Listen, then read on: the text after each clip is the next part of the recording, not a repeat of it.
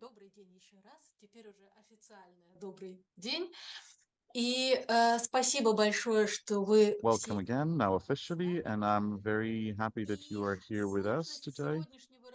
And the difficulty of today's conversation, I will list a few of them immediately. The first one is we have quite a few speakers and not enough time for everyone, so we'll have a few presentations for several topics. Please remember this and remember your questions. You can either post them into the chat if that's easier for you to remember them, or if it's not a question, a comment, disagreement, or keep them in your memory until the moment where the conversation part that I talk to the speakers is over. Да, слышно. Вот. И у нас примерно половина семинара отведена на разговор. And almost one half of today's conversation will be for the live conversations. Свои темы. And discussions between the speakers and the participants. Поступлю невежливо и переложу ответственность. Now, I will be rude, and I will actually entrust the introduction of the speakers to one of the editors of the volume that we'll be discussing today. So I will limit my introductory role with a list of questions that I personally am interested in. Because at this seminar, when we talk about the dissidents and movement of dissidents, we talk mostly about human rights defenders. This is not the first seminar on the religious dissidents. We've already had a Jewish underground culture as dissidents. And obviously, you then have this question rising: how do you use the dissidents term? Is it the same? Is there just one meaning for that term, or do we mean different things? When we talked about the religious dissidents, we were actually right now joined by Alexander Daniel, and I hope that this conversation will become even more meaningful. Не первая докладчица, да, после двух соредакторок, да, и это, наверное, очень сложно говорить в присутствии человека, о котором написал. And we will have Tatiana Gorecheva as a speaker, who will be the third speaker today, and it is actually will be a little bit challenging probably for some of other speakers to present while the hero of their writing and their books is actually present here. So I'm giving the floor to Barbara Martin and to tell us about the book as a whole. Thank you so much, Olga. And my great thanks to Barbara, who is the first, let's call her, victim of this seminar, because she was the very first speaker in this series of seminars, and so all my faults and flaws were experienced by her firsthand. Nevertheless, she is still with us. Я ей в Фейсбуке все время смотрю, да? Молюсь, да, и Спасибо. Tatiana Gorich is thanking Barbara, and that's... Спасибо всем, особенно Thank you, everyone, and especially to our authors who joined the conversation today. So our book is called in Russian, in English title is Religious Life in the Late Soviet Union, From Survival to Revival, 1960s, 1980s. First of all, I'd like to explain why we call it this way and what this book is about. This book was conceived as an outcome of the conference that we held in Basel University in June of 2021, and we considered the phenomenon of religious sensibility in the late Soviet period. And the topic of religious revival, though it's a controversial term, which we will probably discuss later, this topic is most often is associated with the perestroika period or with the 1990s. Yet we wanted to show that already in the 1970s, in the Soviet society, there was something like religious revival starting, things started happening. And in some regions of the country, like Ukraine or Georgia, the repressions didn't succeed in pushing the traditional religiosity outside of social life. And so what we could see locally there was rather more of adaptation and transformation of the ritual side of life and not complete disappearing. And our authors speak to that. I will not be dwelling on the topic too much. I just wanted to give you a short overview of the book. And of course, I will start with our authors. Today, here we have with us Natalia Shlikhta, Maria Kaspina, Vera Klueva, my co-editor, Nadezhda Belyakova, and Anna Sidorevich. As you can see also other names of our authors. Most of them are themselves from the post-Soviet countries, Russia, Ukraine, Latvia, but quite a few of them are in emigration right now. And I think one of the advantages of this book and strong point is that we show to the Western reader the works of the authors who rarely or even never were published before, have been published in English before.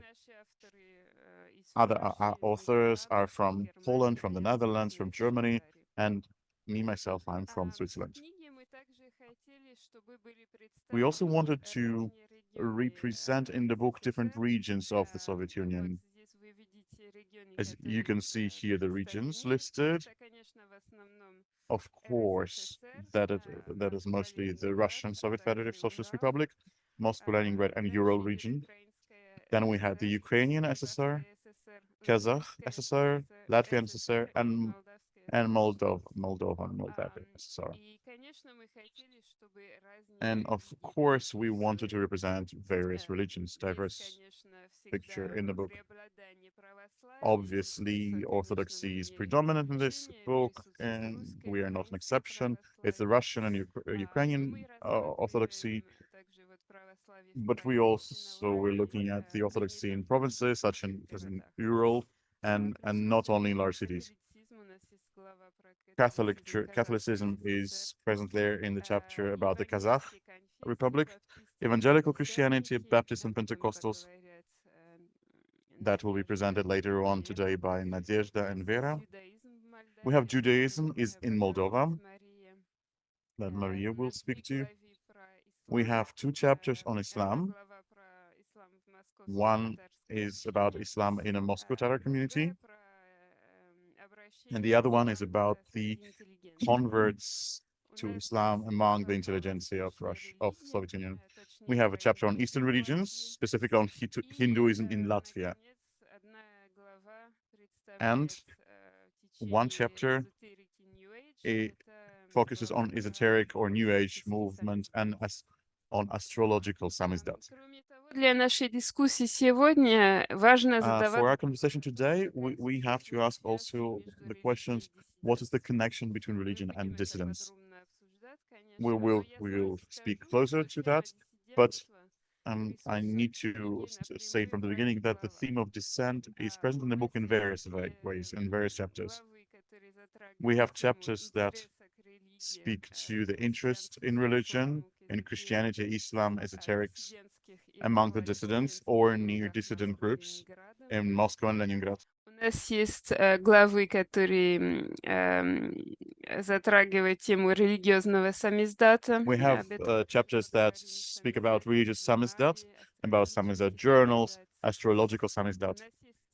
And we have also the topic covered of activism in defense of believers' rights and defense of human rights among believers, among the evangelical Christian Baptists, Pentecostals, also Christian feminism of the women's group Mariia.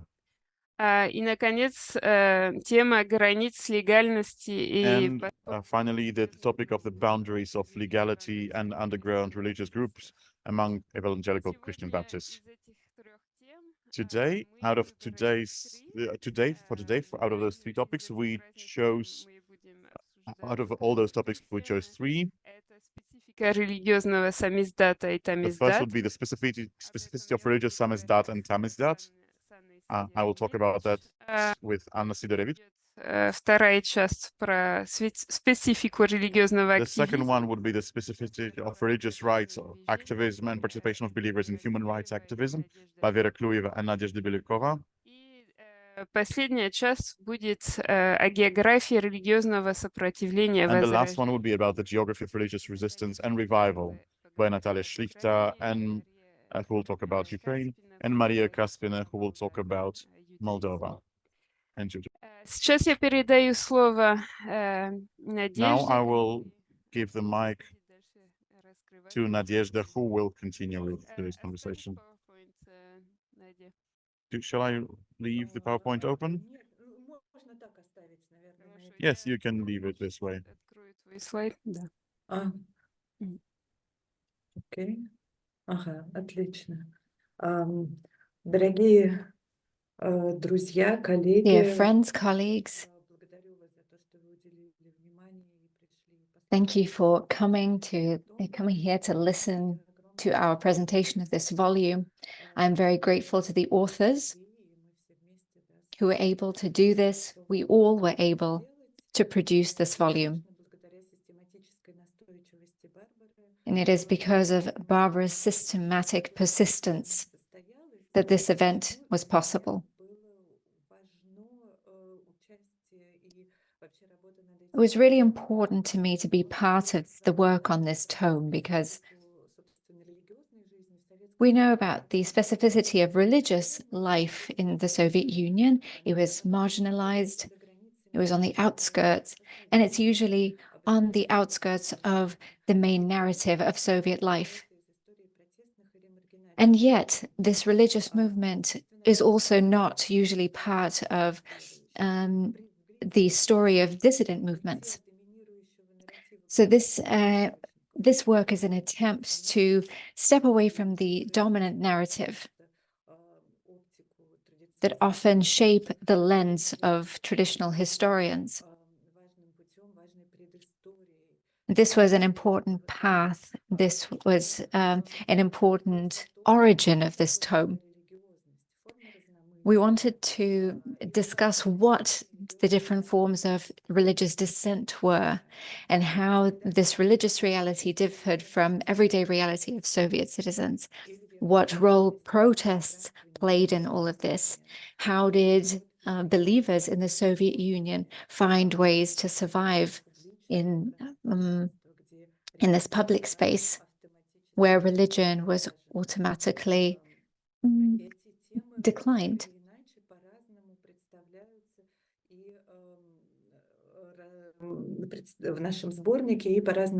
In our volume, you will see this topic raised from different perspectives. We talk about its legal standing. In what way was religious life possible in that way? Or rather about the unlegal means of limiting religious life. One of our authors, Johannes, uses the term religious legality, which kind of allows to look at the boundaries of the religious experience within the government. How does the government understand religion and religious life? How did they perceive the religious needs of their citizens and how they were being met? And this legal realm and the question of what religion is for a human being, for a citizen, what their faith, what their beliefs are, what their rights as believers are, and therefore what discriminatory legal action was taken, what discriminatory laws were in place and characterized the various groups of believers. Those who we call in our book religious activists. This was only one model. And I believe that the shift from the idea of it being legal and of law, we owe this to the journal Mariia, for instance. We are going to be talking today about what religious belief, what definition of religious belief was offered by that journal. We would like to shift the focus from the center and not just focus on the outward, the facade that was offered to, let's say, people from outside the Soviet Union. We don't want to limit ourselves to those Orthodox activists that are already visible, but we wanted to show the complexity and diversity of the religious landscape of the Soviet Union.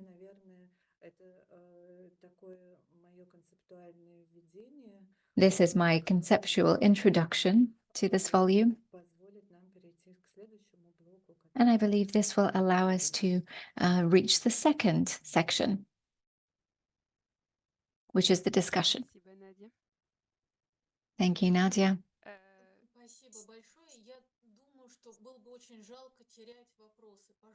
I think we would really be amiss not to respond to some questions. So if you have some questions that come up as you're listening to this, please put them in the chat or just write them down somewhere so we don't forget about them. Let's move on to our first part. I believe you wanted to start with a question, did you? It's going to be myself and Anya talking about the specificity of religious samizdat and tamizdat.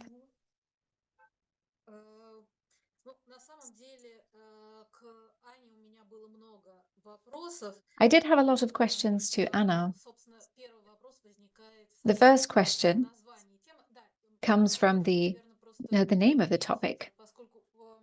And I'm going to ask you to simply respond, because we did not have the table of contents on the screen. So when you announce, when you start your presentation, please name the title of your part of the book, of your article. So my question to Anna Sidorevich is, why was there a question mark in the name of your article? When you talk about feminism within Christianity in the Soviet Union, how is one connected with the other? Hello, and thank you, Olga, for this question. Thank you for organizing this meeting. I'm very glad to be part of it.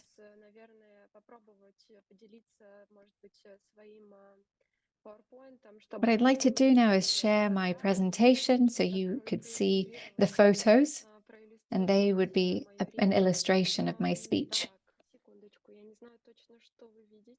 I'm not sure what exactly you can see. You should be able to see a picture full screen. This is a picture of the Mariia Club.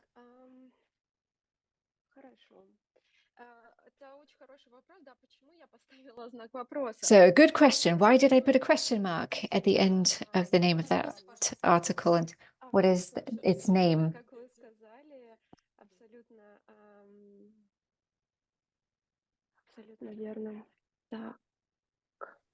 Моя статья называется «Christian Feminism in the USSR» со знаком вопроса. My article is called Christian Feminism in the USSR, question mark. Соответственно, христианский феминизм в СССР. The Christian Feminism in the USSR, question mark. To me, the question is not only about feminist ideas in Christianity, but also about how can Christianity become a foundation for the feminist movement, for feminist theory. And the question and answers can come from either side. I am a feminist historian. I am a historian of gender studies and women's studies. So my first question was, can Christianity be a foundation for feminism? Can Christianity be a source of ideas of feminist liberation?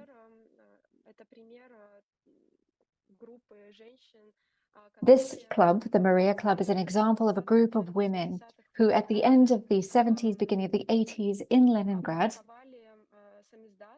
published a women's Samizdat called Mariia.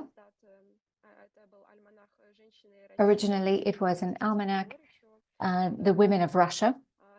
This is Tatiana Goricheva, a picture of her, from whom stemmed the ideology that I term Russian feminism.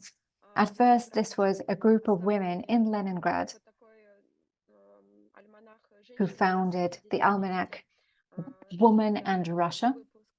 This is the Samizdat volume. Inside of this group, ultimately, there was a divide, and Tatiana Goricheva in particular, her religious path, her faith was on one side, and then Tatiana Mamonova was the creator of this group and of this publication. And she founded her beliefs on leftist views that were very close to second-wave feminism in the West.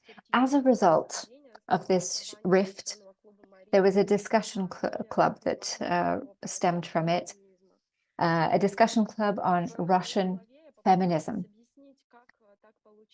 In my article, I attempted to explain how it happened that religion served as the foundation, as a source of the theory of Russian feminism, of Russian Orthodox feminism. The first thing I would like to say is that the women who took part in the Mariia Club, most of them were religious in one way or another. As of the middle of the 70s, and for many of them, being part of this publication and of this group was an experience of discovering the inequality that existed for women. And the problems of women came to the forefront. In some works, I use the term tricolage. This is about creating a theory on the basis of existing knowledge and terms. And it is the language of Russian Orthodoxy that shaped their language and shaped the theory of Russian Orthodox feminism that kind of opposed leftist secular movements and the emancipation of women in the Soviet Union, from that point of view, the views of Tatiana Mamonova, for instance. And there were terms that stemmed directly from the Christian tradition, such as humility, the figure of the Mother Mary, and conciliarity. The women who took part in that club were Christians, and I believe that the problem of women came to the fore a bit later. As you saw in the previous slide, according to many participants of that club, the church was a space of freedom, and they viewed their faith as a source of freedom as well. So I believe that the fact that they turned to Christianity was very much determined by the context of what you term Christian revival. In particular, the way it developed in Leningrad, the way it developed in the late Soviet Union.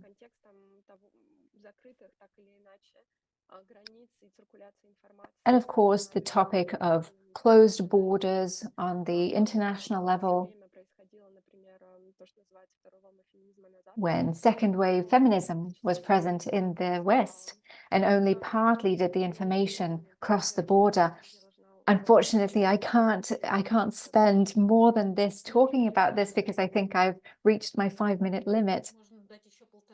But I think we can give you another minute and a half, says Olga. Then I think I might comment and say a couple of words more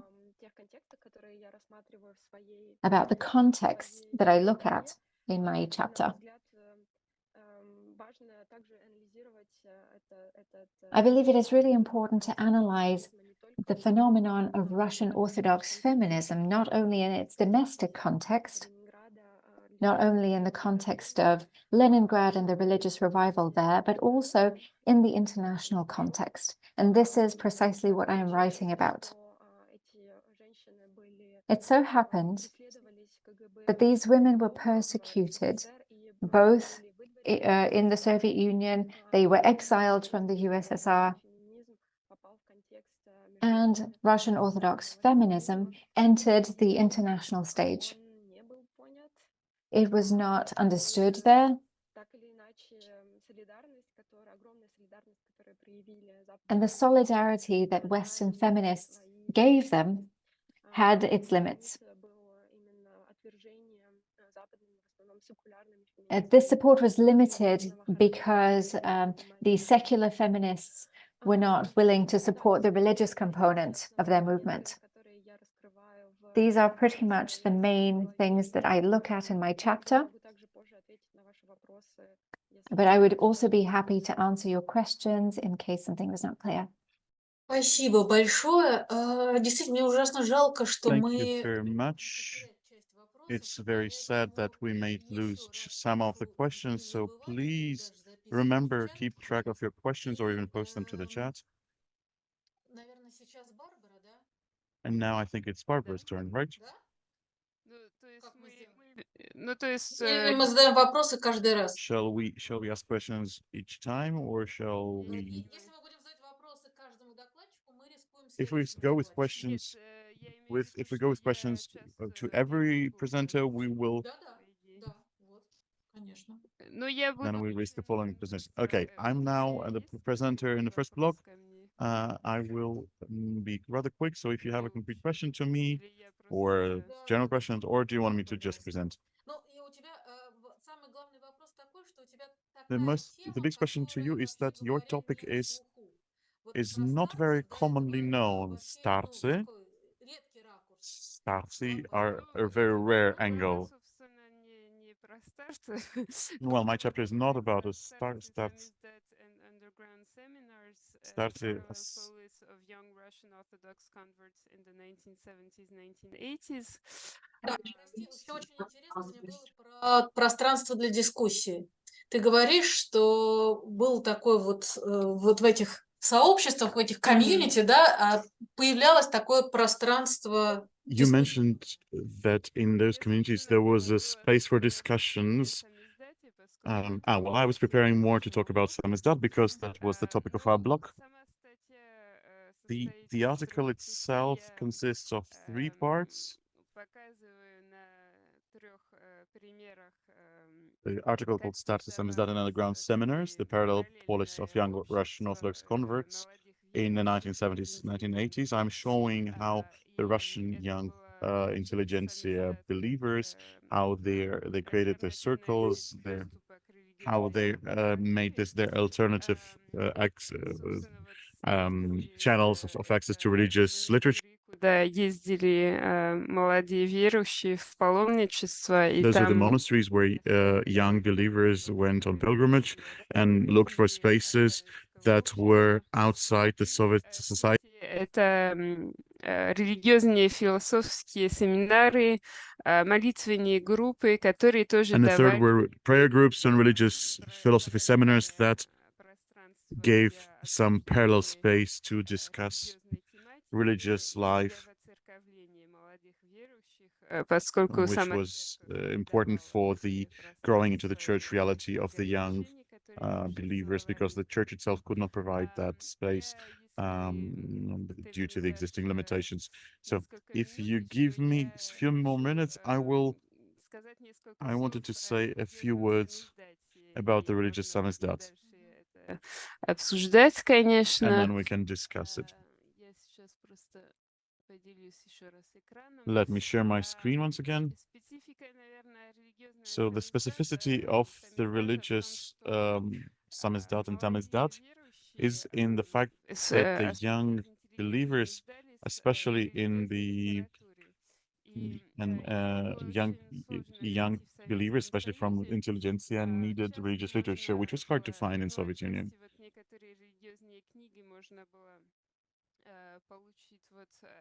Some of those religious books you could get from relatives or inherit or get from friends or find in on bazaars and flea markets or buy at a black market. Some of them were available from libraries, especially for those who had access to specchran or who read in foreign languages. But of course, the primary sources were Samizdat and tamizdat. And here are the types of the Orthodox Samizdat and tamizdat that I mentioned in my article. There were books that were smuggled inside the USSR, just purely religious books like prayer books, Bibles, Gospel, the lives of saints, Holy Fathers' writings, but also works by works published by such publishing houses like Imka Press.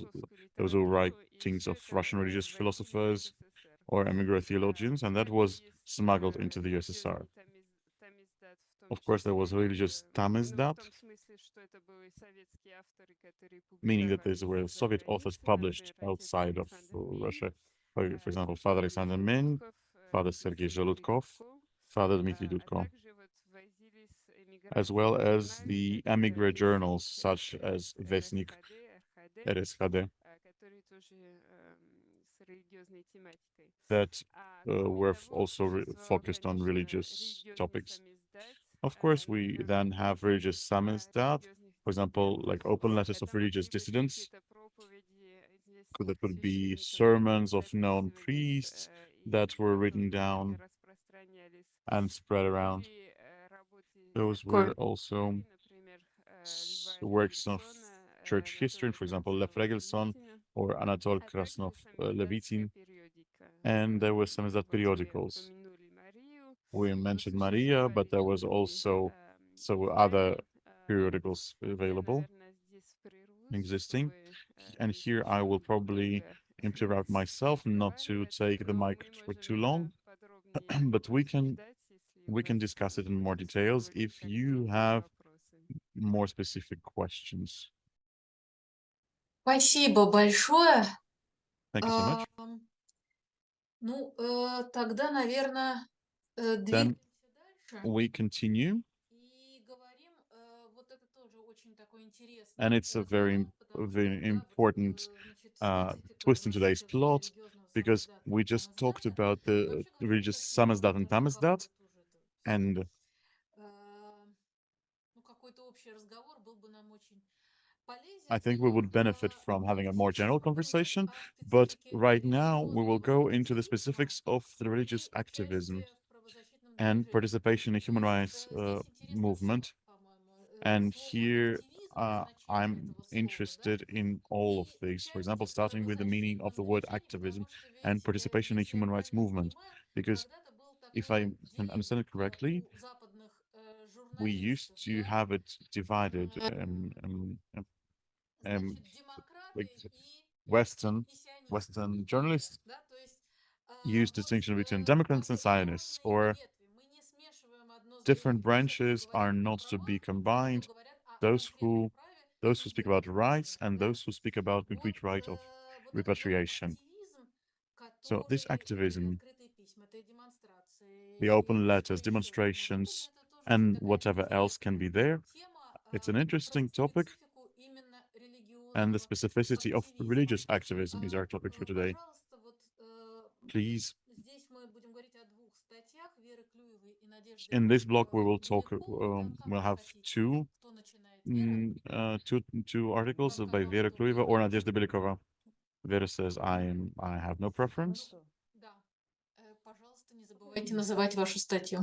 Yes, Vera, please remember to mention the name of your article.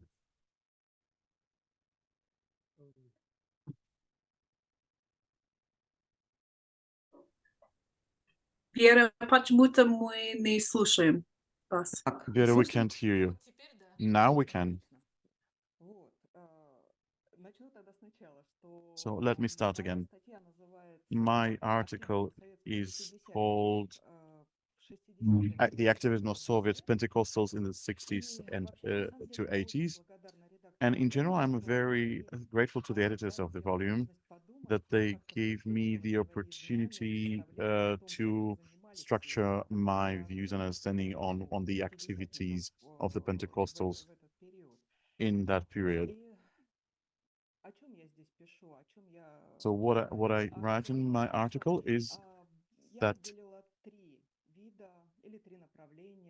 I observe three areas of activism: the social activism,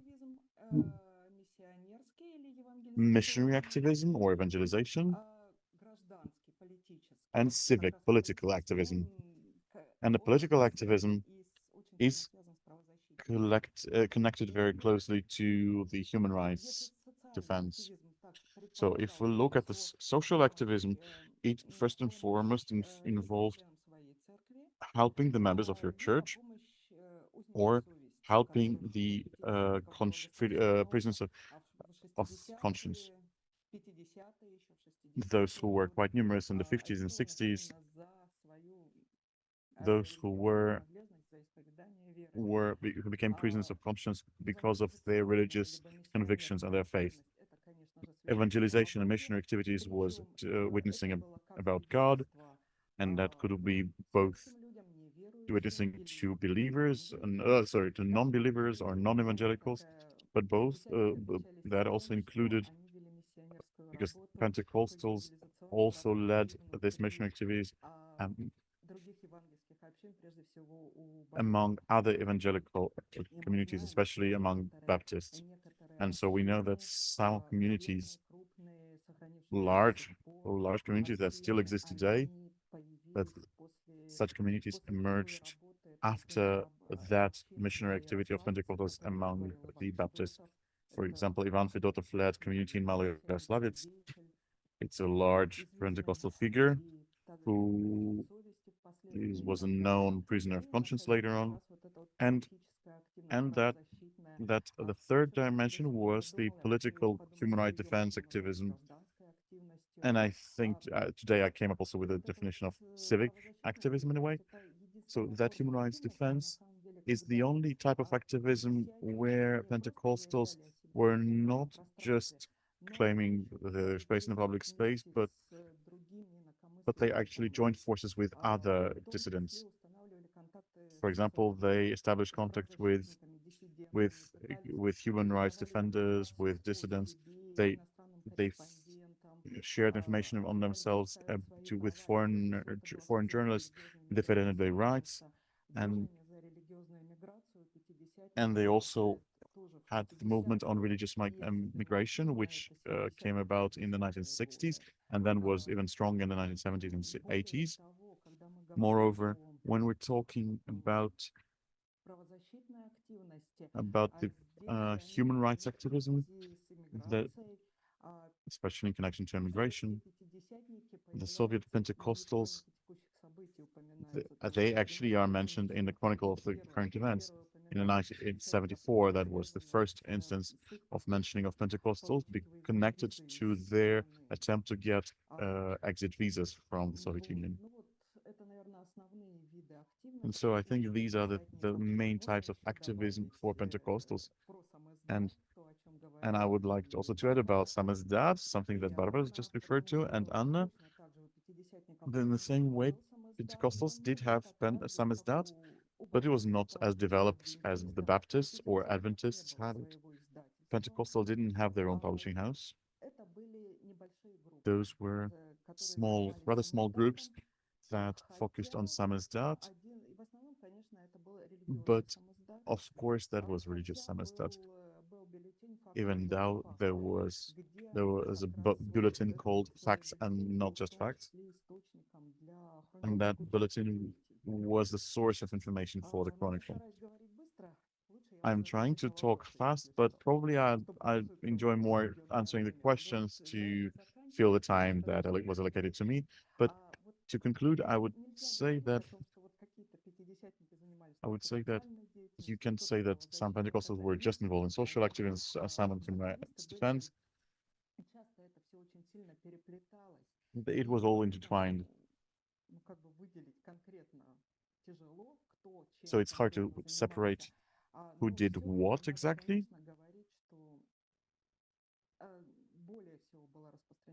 But mostly widespread, I think, was the social and evangelization activism, and the least popular was the human rights, because that was the most dangerous kind and high probability of repressions towards those activists.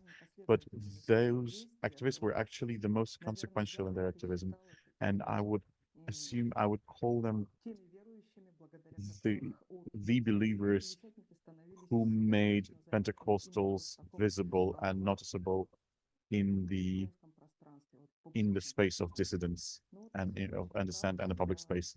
I think that's in a nutshell what I've shared in my publication. Thank you very much. I have a question. I'll ask it, but we can get back to it later. About the activism, you speak of different understandings in difference of understanding of what activism is, and how do you deal with this definition, and how do you what definition you apply in your article? I don't know, maybe it's a question to you and Nadezhda together. Maybe let's keep it in mind and we'll get back to this question later on. Now, Nadezhda, this is your turn. Алло. Да, что Hello? меня... Yes, can you hear me now? Ага, я надеюсь, что сейчас нормально. Ага, потому I что я hope you вас... can hear me now. Я хотела сказать, что касается активизма.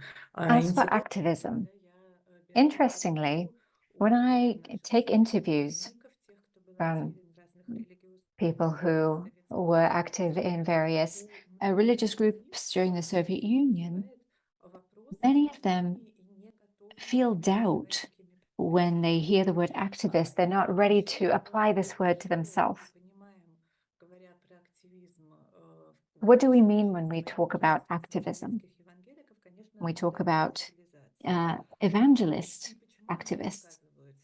Why do they refuse? Why does part of those believers call themselves activists?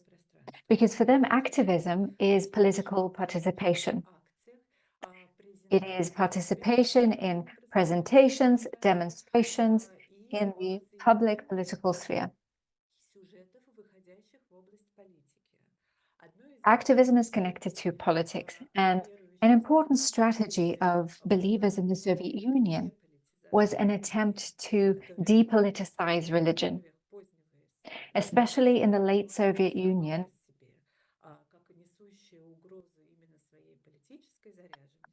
the political activism seems to be explosive and dangerous, and that's why believers, one of their strategies was to kind of to denounce, or rather to separate themselves from any kind of political movement, anything connected to the human rights movement.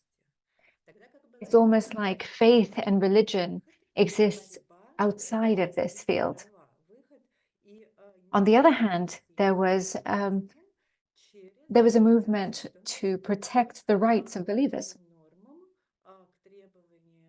Believers were trying to get discriminatory laws against believers to be revoked.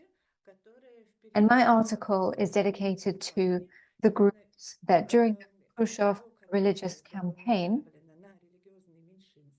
that was aimed at the religious minorities in the Soviet Union, those who propaganda labeled as cultists, but also the movement of true Orthodox Christians and so on. They came under fire.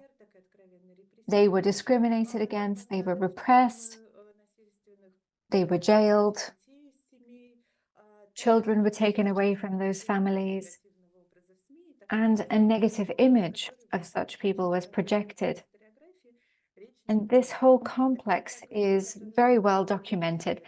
And what my research is not about that. My research is about groups that demonstrated publicly and claimed and stated that the government was discriminating against these religious groups. They did this publicly.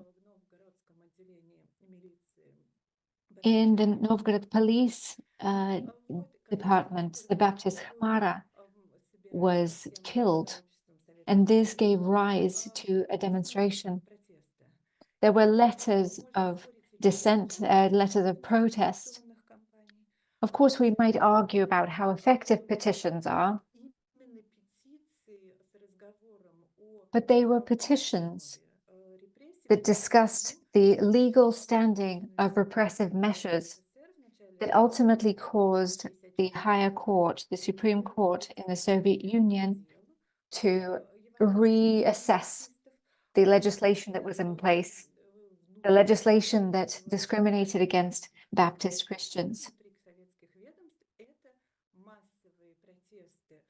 And as far as the Soviet government was concerned, this was a public protest. And this protest was heard. The fact that these groups are human rights groups, in 1964, in this community,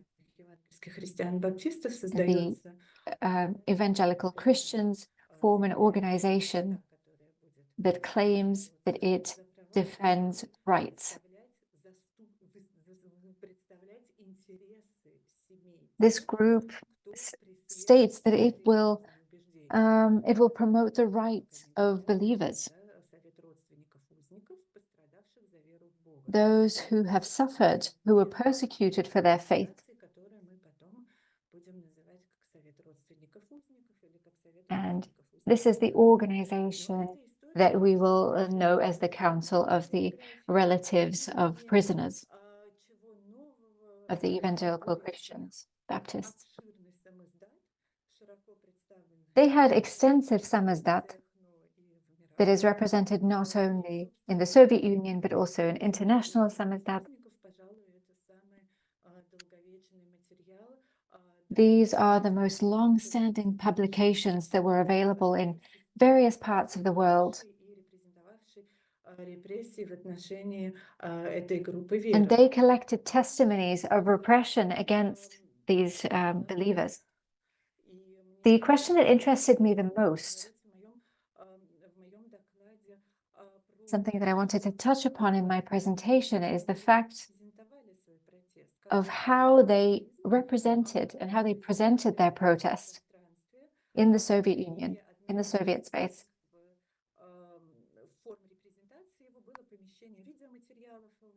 One of the ways they did this is to place video materials, various videos of weddings released from prison became sort of manifesto.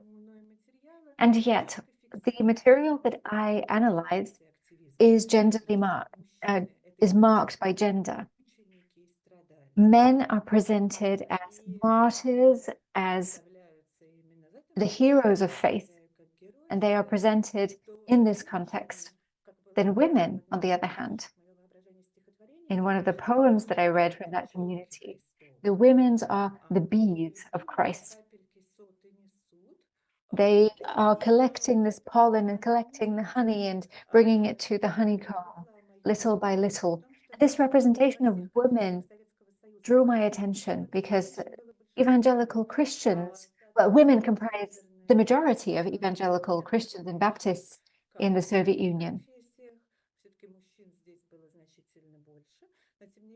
Yes, there were more men than in other denominations. However, there were so many women, and yet they were made anonymous.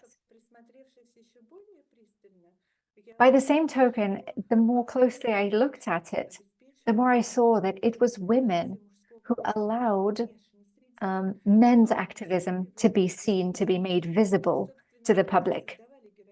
It is the women who created the heroic narrative, the narrative of suffering and persecution. That organization was mostly comprised of women.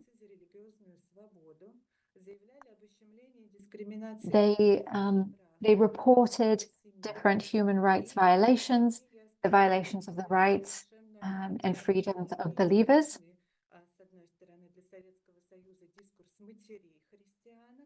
And they presented a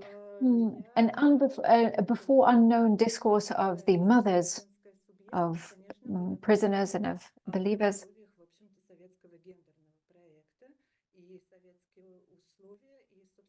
In a way, this was very unusual because this kind of postulated that women were at the head, which created a certain duality within that community, because on the one hand, they are positioning themselves as wives and sisters and mothers. But when it comes to the public space, they seem to be independent actors. They are subjects of this struggle. They are political subjects.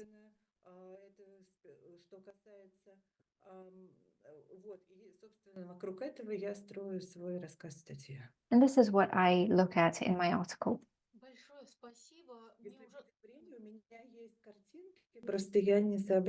Thank you very much. I do have pictures, but I didn't think to display them.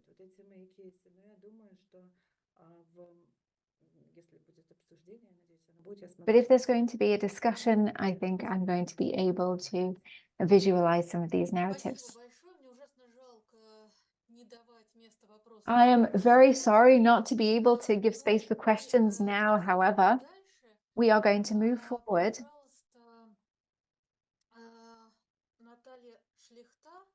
Natalia Shlikhta, please switch your camera on if you are here.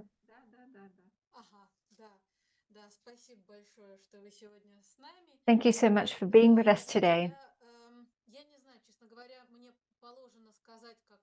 To be honest, I should say that we are introducing the block of the geography, but I know that you have a very vivid realia, a very interesting data. So I would like you to dwell not only on the geography, but also tell us in general about your material. We would love to hear this.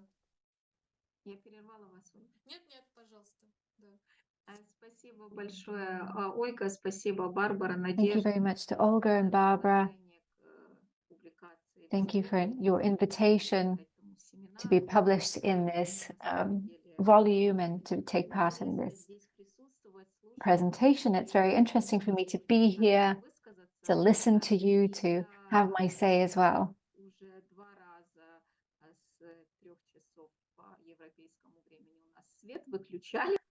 There's been a power outage twice in the past hour, so I am well aware that at any moment I can be kicked out of the conference. So I'm going to do my best to quickly tell you whatever I can, and then we'll see.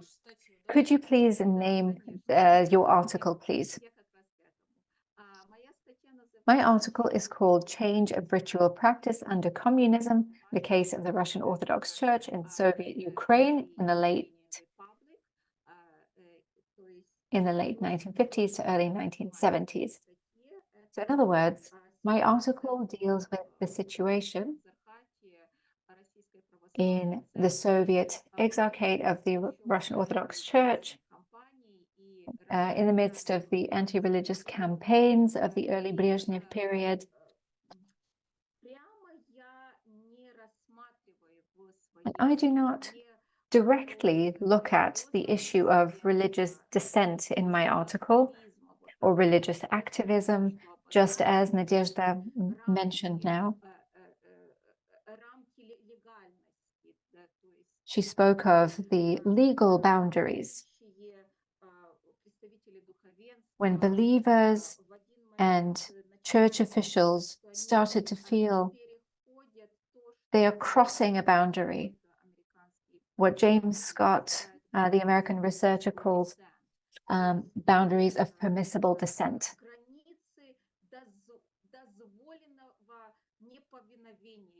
the boundaries of permissible dissent.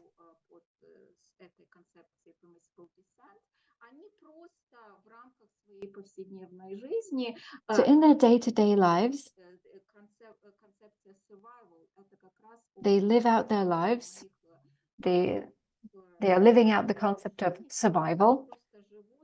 These are the priests who just live. They try to carry on with their religious lives.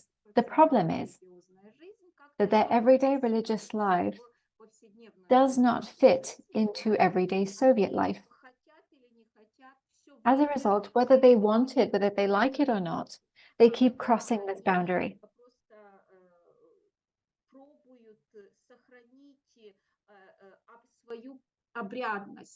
And when they try to retain their rites, their rituals, their ceremonies as part of their religious life, such as the baptism, the funerals, the religious funerals, the communions, in their eyes, these are normal, everyday religious activities. This is not dissent. This is not resistance. More than that,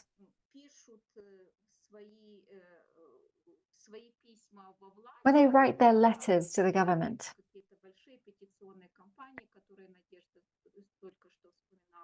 when they write their petitions, similar to what Nadezhda was just mentioning,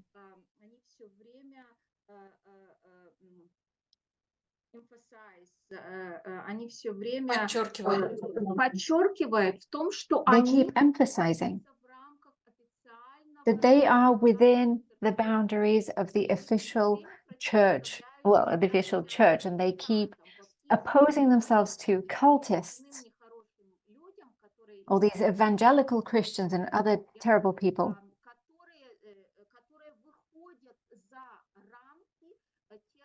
that transcend these boundaries that are set by the Soviet constitution, the Soviet government, and that allows the freedom of religions and freedom of prayer and so on.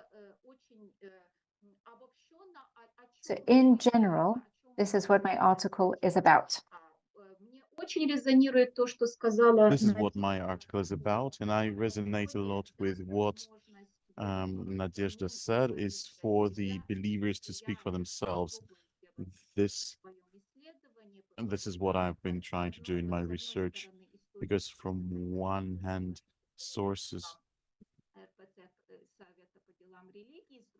it's the Council on Religious Affairs, but also not their documents, but also the sources are the documents and text from the believers and priests themselves. Another issue is the one asked by Nadezhda already, if dissent can be religious activities can be considered dissent. Занимались секретными крещениями, да, то есть это вообще что-то, что выходит за рамки советского законодательства, за что они преследуются, за секретное, например, крещение, но они не рассматривают это как что-то из ряда вон выходящее, им просто нужно крестить своего ребенка. They were just performing baptism. They just needed their children to be baptized, and they didn't see it as a transgression or going beyond certain borders and boundaries. And the third aspect that I wanted to tackle is that that something that Barbara has already mentioned and underlined in the title of the book as From Survival to Revival, because Khrushchev's period anti-religious campaign is considered to be a period of religious survival.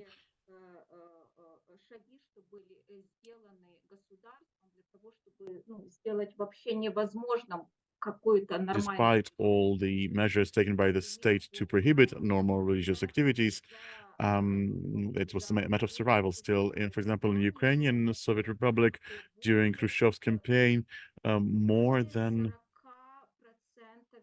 40% of active churches were closed. This is a huge amount because there were quite numerous churches, over 8,000 of Orthodox churches before that campaign, and only 4,000 remained after the beginning of Khrushchev's campaign. And within those boundaries and limits set by the state, the only thing possible was surviving. And the concept of the church and religious revival mentioned by Barbara earlier refers more to the perestroika and times when things suggested by the measures suggested by Gorbachev allowed for commencing of the religious revival. Yet I also like very much the concept put forward by Ukrainian researcher Viktor Yelensky, the concept of revival before revival. And in the early period, in the Brezhnev time in the 70s, this is the time which we already can call, well, in the context, I'm not sure it's applicable for the whole Soviet Union, but in the context of the Ukrainian SSR, this was definitely a revival before the revival, where there are no the repressions are not so large, and where believers have the opportunity to and a chance to just live more or less normal, regular lives and religious activities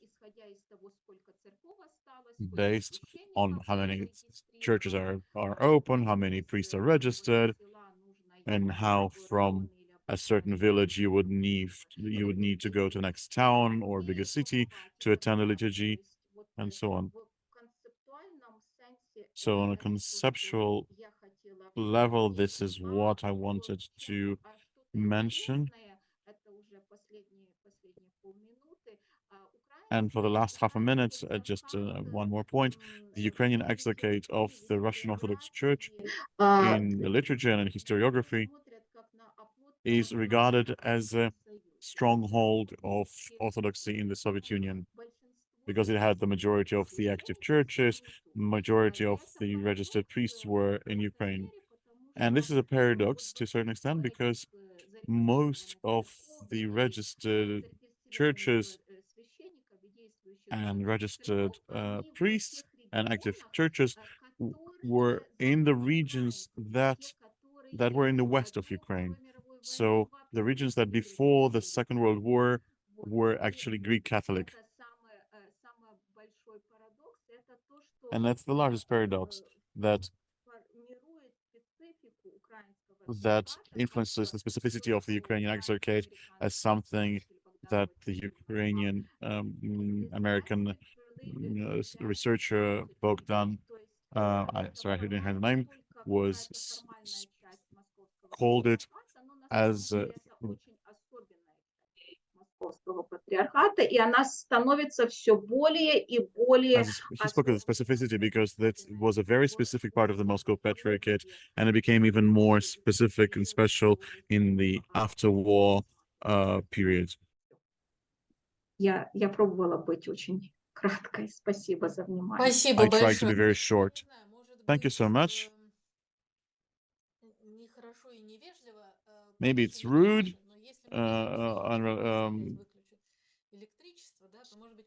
maybe out of the fear of you losing your power in your apartment. Maybe we can ask the questions now. I know it's a little rude towards Maria, but since I didn't, my power was not lost over my speech, maybe it will stay with me for a little bit longer. I was very interested by what you wrote, that the life was separate from the documentation. Yes, that religious life and documentation were separate. So it's a kind of system that everyone understood, or how is it How could it be possible? Because it involves many actors. Someone had to turn a blind eye on this, right? And someone had to reproduce this system.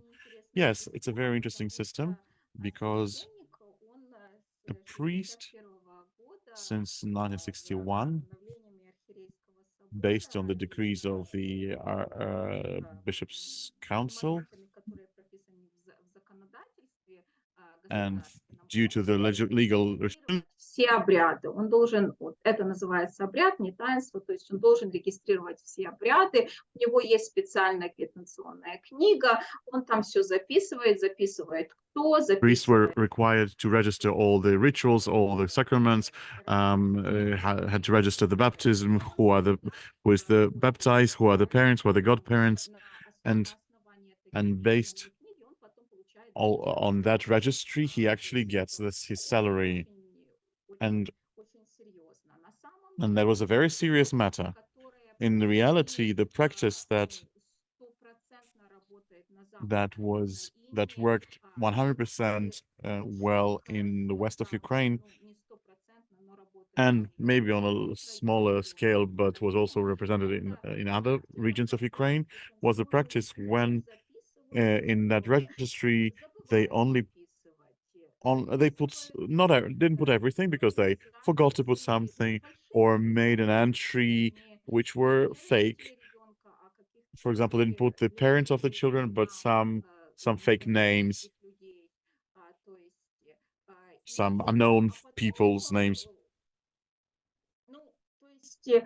И другие также практики, которые просто все, прошу прощения, я немного болею, мне иногда сложно на академически на русском языке, то есть все практики, которые работают на то, чтобы никто не знал, кто крестил того же ребенка, да, то есть чтобы невозможно... I apologize, I'm a little bit under the weather, so I'm not very proficient now with Russian academic language, but there were basically practices that would allow to hide the information, who was baptized, how many people were baptized, so... And it's common to the information flows in a totalitarian state. But the real information was spread from person to person. I was baptized today, you were baptized tomorrow. My parents are Soviet intelligentsia. My mom is an engineer, for dad is a doctor. We are from the Western Ukraine. I was born in Western Ukraine. I was born in Western Ukraine. My father was not involved at all. My mom was not involved either. I was brought into the church by my grandmother, who what can you expect from a grandmother from a small village in Lviv region. My sister was born already in Kyiv region because we moved there, and in order to baptize her, she was actually brought back to the Lviv region so that we couldn't frame my parents and endanger them. So, and as for the baptism in the Lviv region, well, who would expect it that parents to have given permission, and you can just turn a blind eye on this, and this is a common practice. Did you have documents about your baptism? No, I had no documents about my baptism. It was a small town or even a village in the Lviv region. There were no papers about the baptism because that was a community where everyone knows everyone. So the priest knows all the believers and no one asks any questions.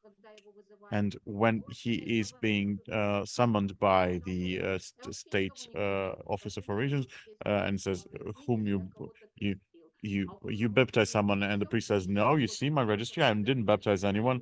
And the officer will...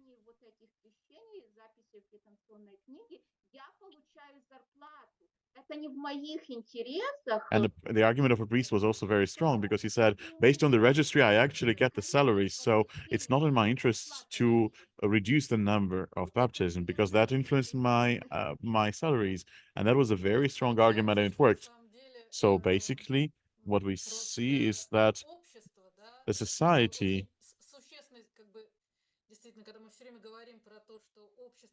because we keep saying that the society is the subject and it was a very active subject and actor because they did not report, and there is a whole system of who knows the truth, who doesn't get the full information, and it's Local yes, that is the case.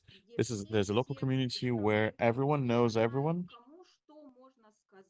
where you know whom to tell what, in whose presence what can be told, and if it's a small town or it works 100%.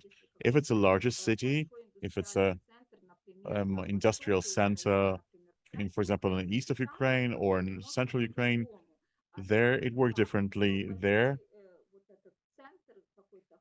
in this large center megapolis, city like Kharkiv, Kyiv, or others, where there were active churches still, people came in there from the villages where during Khrushchev campaign the churches had been closed, and they came to the city and they baptized their children in a city. And what does the priest from that city church tell to those asking him? Well, look, I had 100 baptisms today. I know no one of them. They came from a village. I don't know them, where they came from, where they will go, and whether they provided me with true, valid information or not, I don't know.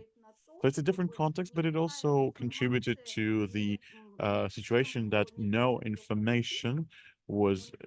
actual information was given to those who should not receive it.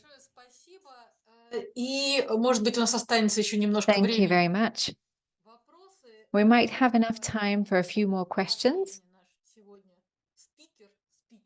I would like to introduce our final presenter today, Maria Kaspina, about Judaism.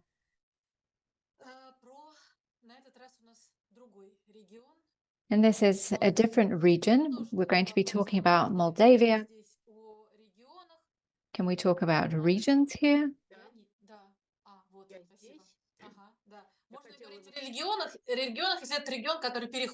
Can we talk about it being a region if it's before the revolution it was part of one country, after the revolution it was another? I wanted to show you my presentation. Thank you so much. I also wanted to express admiration for Anna's cat that keeps walking across the screen. Our first meeting in Basel in Zoom, I was near Moscow, but now the presentation is in Zoom, but I am near Jerusalem. I wanted to say a few words about our case. This is the Rebbe of Rybnitsa. He lived several years of his life in the city of the town of Rybnitsa. It's not very well known in Jewish history, Jewish religious history of the Soviet Union, but he was an absolutely outstanding person. He lived there from the 40s to the 70s, and the story of the Rybnitsa Rebbe, this collective monography and this volume dedicated, well, this article in the volume is dedicated to him. We talked to different people in Israel and in America. It was a very fascinating case study about what took place regarding religious life in the Soviet Union. Not the underground movement, not the objectors movement and the school of yeshiva, but in an ordinary town. It's kind of a folk religious manifestation. Rybnitsa, you can see it on the map. It's a small town on the Dniester River.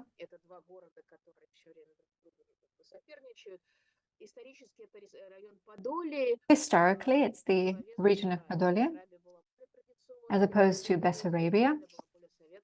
Podolia was more Sovietized and Bessarabia was more Jewish.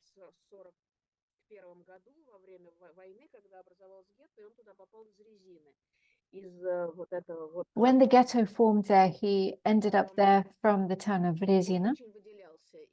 And he was very different from those who lived in the Soviet towns. He wore traditional clothing. He performed circumcisions. He performed special ways of treating chickens. And as a result, he perceived himself as a Hasidic tzaddik, although you would have had to be born into a family of tzaddiks. So he was a rebbe without a dynasty. And when Hasidic Jews from Western Ukraine would come to visit him, and as has already been mentioned, more traditional Jews lived in Western Ukraine, less Orthodox Jews lived in Eastern Ukraine. And these Hasidic Jews were surprised that after he blessed the bread, he would bury it, because they wanted to taste it after the blessing as a symbol of something good. So he considered himself a tzaddik. He attempted to train, to bring up children in a similar tradition, in a similar fashion.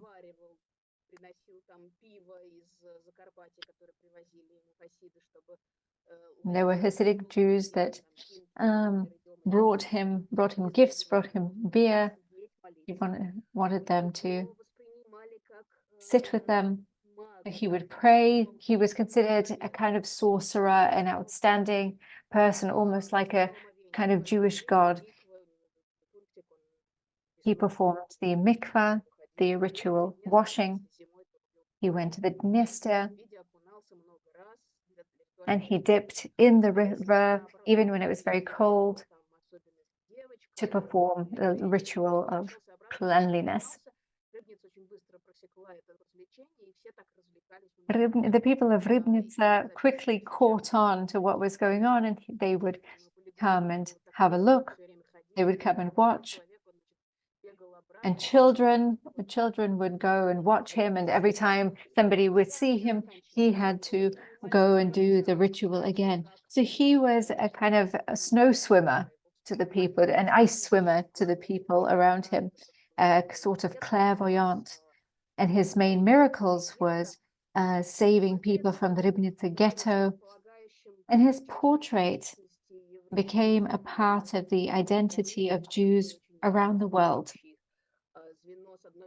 To them, he was an important link to their city, to their town, and also to world Jewry. So when they talk to the rabbinate, he's accepted by all in the religious world, because he is renowned not only in Russia, not only in the Soviet Union. He was considered the Rebbe of Russia, but in the last 20 years of his life, he lived in the United States. So in that way, the Jews of Ribnica end up being inside the American context as well, the international context. And now I'm ready to answer your questions. There were so many interesting things. We have very little time for questions. Do you have any questions or some comments you would like to make? Any additions or perhaps objections?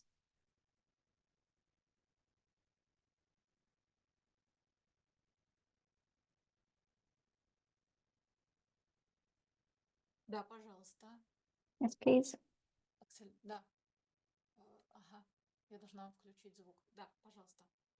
Hello. I would like to make a comment on the interpretation of the poem that Nadezhda made. There's a text from Seneca about bees and pollen, and did you stumble upon that as well? And does it make sense to make a link to make a link from the Seneca text? Could it be a hypotext spoken with Jeanette?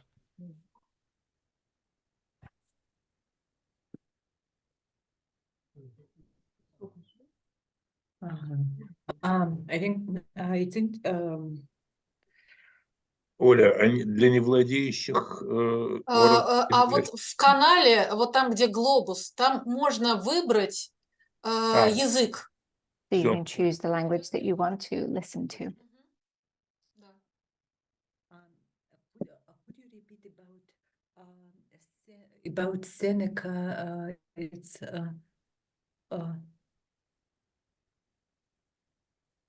I don't hear very well your question, and could you repeat it about links between?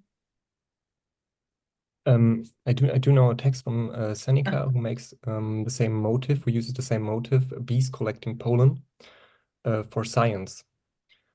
As in scholars collecting pollen to make honey. The pollen are texts, the honey is the science. And is there any hint, or does it make sense to see this text of Seneca, which is, as far as I know, very known as some sort of hypotext or intertextuality, or doesn't that make sense in that context? I just wanted to add it as a comment because it reminded me of that article.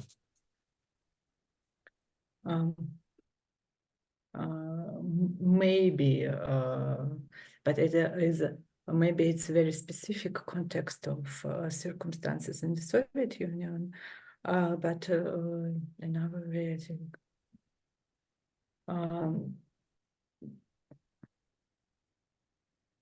I must think more about it. But it is an interesting idea. I don't know.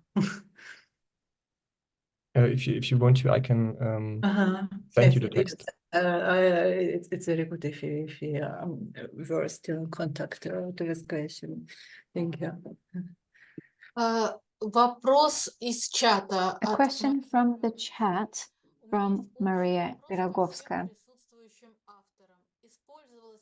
I have a general question.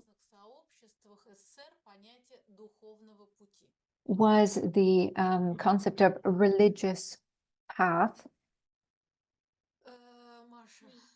used in religious communities in the USSR? So do the informants themselves use this? So we're talking about not the analytics, but kind of inner conceptualization. I could respond to this. I believe that I have not come across this kind of notion. We mostly use the term churching.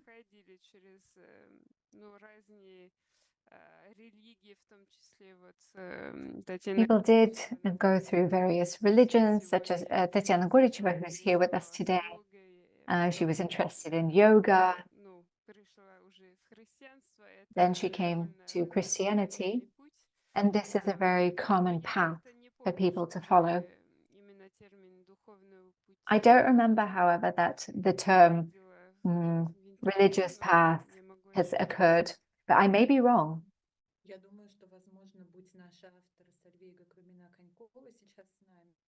I think that if one of our other authors was here in her study of Hindu groups in Latvia, I think she might have said more about this, because I'm sure that among her respondents, this might have been common. When it comes to my respondents, they talk about getting baptized. They don't talk about their path. They talk about repentance. They have a very particular terminology. Tatiana is going to comment about the spiritual path.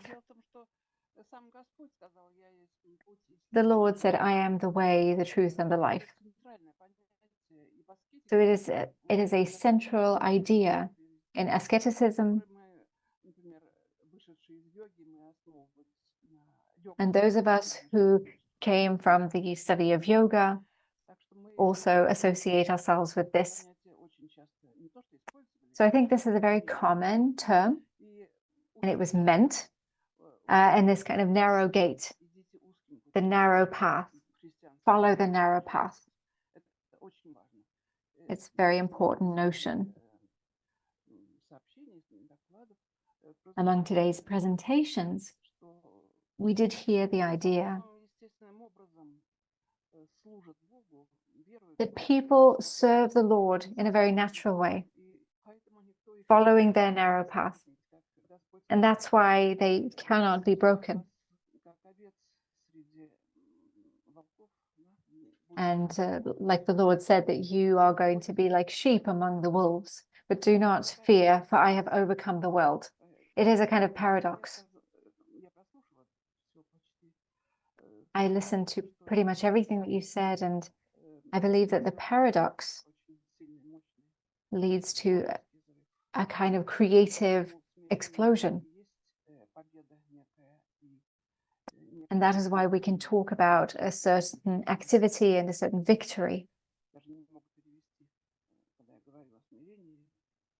When I was talking about humility, I perhaps did not know what I was talking about back then.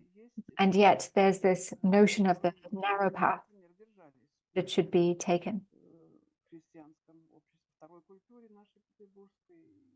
And in our Leningrad culture, this is what we stuck to. Among the intelligentsia in Leningrad and Moscow.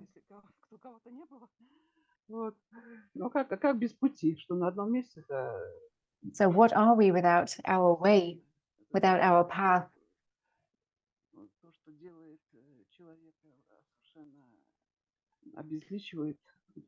If we do not have a path to follow, we are dehumanized.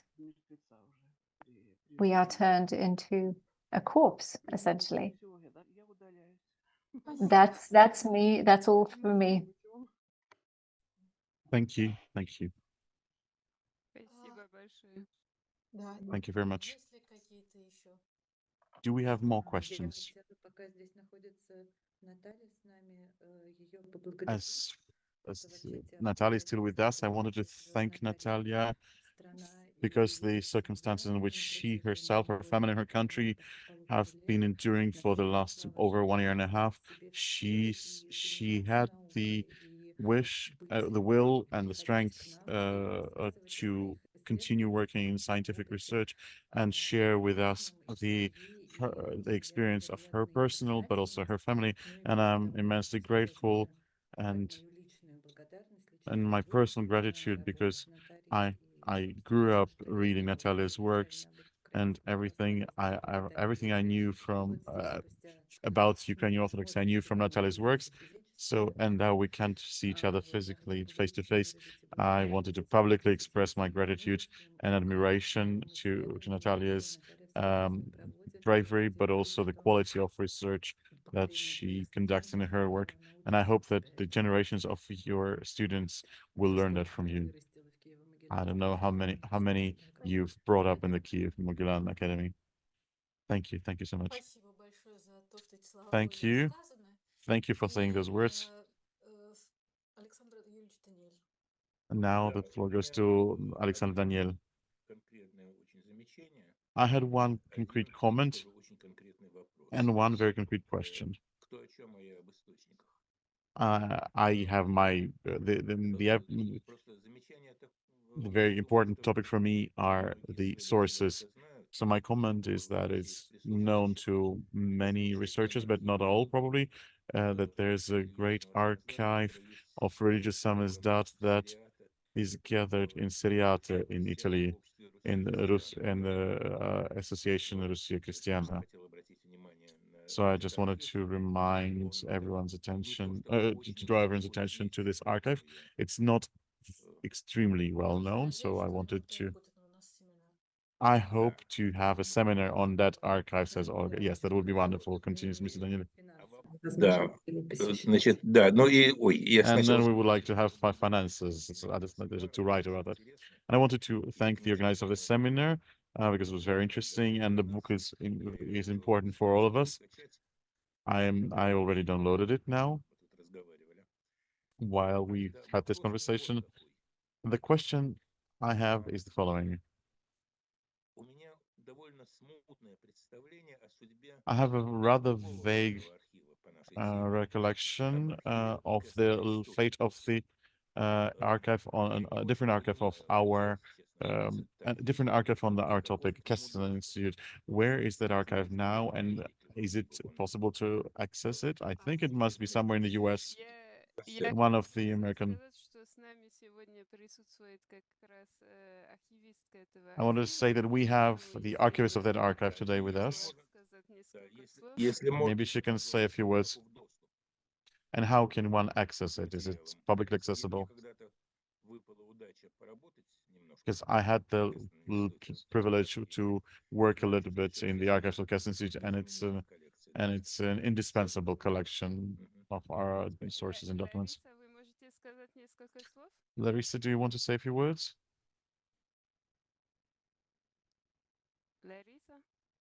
Larissa, are you there?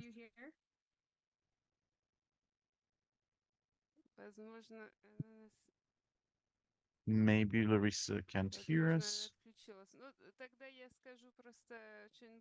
Что архив сейчас находится в I'll Техасе. say this. The archive is now in Texas, in the US, at the campus of Baylor University. Yes, Larissa says she can't unmute herself. Включен. It's on, says Olga.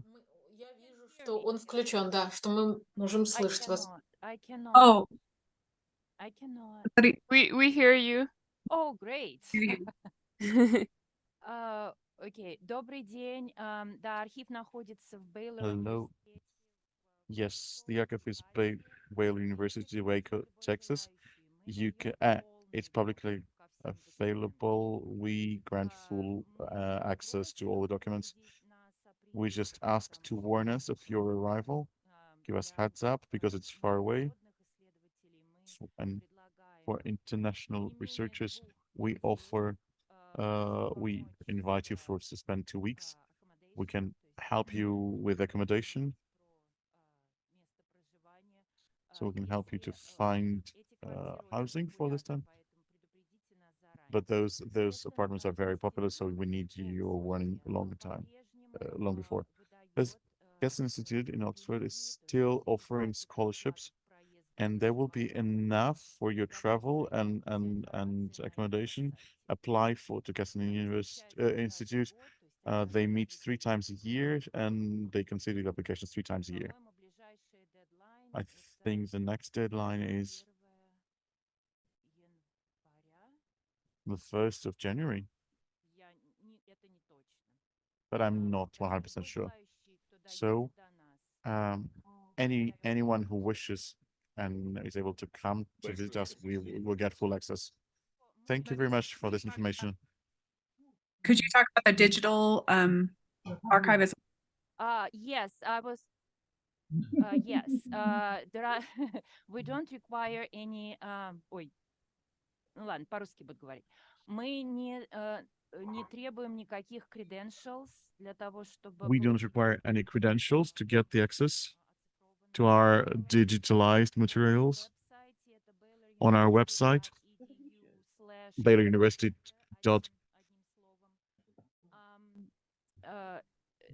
Идите, так, прокрутите вниз до коллекции. On our website, you can scroll down to the collection, and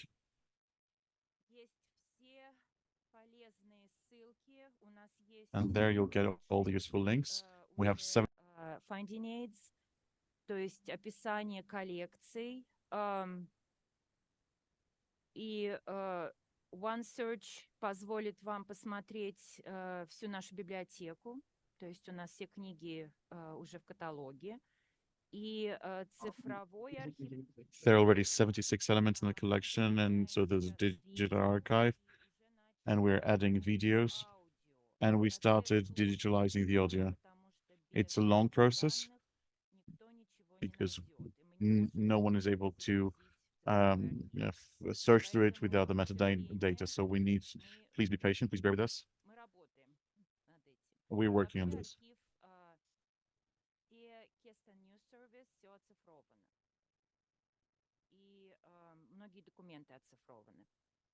But the Kaspina University, Kaspina Institute archive is being digitalized. Thank you very much. Nadezhda, yes, please. Yes, I want to say that the unique nature of the Kaspina archive is that its organizers devoted particular attention to quality of archiving and access to that collection, and the majority of the materials of that archives are accessible online if you don't have the funds to go to Baylor University, and it's immense gratitude for us for the archive. There was an organization in Europe that positioned itself as an informational center and hub to collect information. Это, конечно, небо и земля, потому что архив находится просто в ящиках, которые таскает и частично утрачивает эта организация, которая трансформировалась, но продолжает жить до сих пор. Нет нормальных описей, но, в общем, благодаря коллекции Glaube, насколько она идентична и какой самиздат Thanks to the Glaube archive, there are many things that can still be accessed, especially a number of photos that were passed on to there. They will make their way to Kirsten College, but that is still a matter of time. As for the archives, in Germany, there are a number of missions that have retained their archives, that were in touch with Soviet Christians. They do have a certain complex of tamizdat. There are some private letters that remain. So now this is the biggest conversation about what's available in the German-speaking context. I do have a slide on that on the topic. You can see several names that we mentioned, just so you know what we're talking about. These are the organizations that helped Soviet believers in various ways, such as Bible smuggling, that's one direction. The Samizdat, Kirsten College did that. There's the Russian student Christian movement in Paris and Russia Christiana. There was the publishers Жизнь с Богом. And this publisher's archives is also available. This is what Alexander Daniel was talking about. These are just some examples of organizations. Thank you very much, Barbara. Thank you to all of the authors, to all of the listeners. I'm very sorry to bring this to a close. But we need to finish, not only for the sake of the authors, but also for the sake of the interpreters. Thank you very much to all of them. I forgot to mention in the chat that you can download our book. This is available with the help of the Swiss fund that makes this possible. So do download it if you haven't yet. Olga, thank you so much for organizing this seminar. Thank you to all the participants.